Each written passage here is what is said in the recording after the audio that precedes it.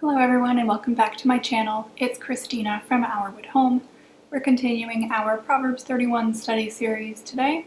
We'll be looking at verse 27. Here's what that verse says. She looks well to the ways of her household and does not eat the bread of idleness. What does it mean to look well to the ways of our household? I believe it means we are concerned with the management of our home. We strive to ensure order in the form of cleanliness, neatness, meal preparation, budgeting, social planning, and so on. Our household, including our family members, should be our priority.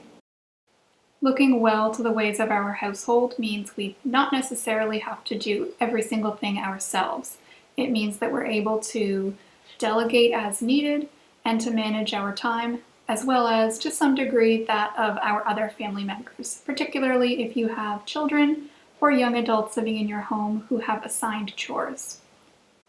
The way I run my household could be very different from the way you run yours, and that's fine. It's not a one-size-fits-all situation. We have to all decide what works best for our individual families and households and not make a point of comparing it with other people. Notice how this verse says her household. It does not say her friends or her family's households, just her own. This is worth noting because we should be more focused on our own work than that of our friend, sister, cousin, neighbor, and so on. Older ladies, I want to speak to you for a moment. I want you to especially take this passage to heart. If you are a mother of adult children living in their own homes, I'm sure there have been times when you want to give your 2 cents about what they're doing and how they're living. You may be right in your opinions, but I don't think you should be concerning yourself with how your married daughter or your daughter-in-law is running her home. Of course, there is a time and a place for a mother's wisdom and guidance, but please use discretion. I'm sure we have all been given unsolicited advice by a well-meaning friend or family member, and maybe we are even guilty of that too. We all need to remember that our priority needs to be our own household, not someone else's. Have you heard the phrase, idle hands are the devil's tools? While that's not biblical per se, there is some degree of truth in it. The Proverbs 31 woman does not waste her day. She completes her work and is not lazy afterwards. She looks for ways to stay productive. When we are idle, it can be easier for us to fall into sin. For example, judging others while we mindlessly scroll social media, gossiping, etc. In 2 Thessalonians chapter 3, verses 11 to 12, we read, "For we, Paul, Silvanus, and Timothy, hear that some of you are leading an undisciplined life, doing no work at all, but acting like busybodies.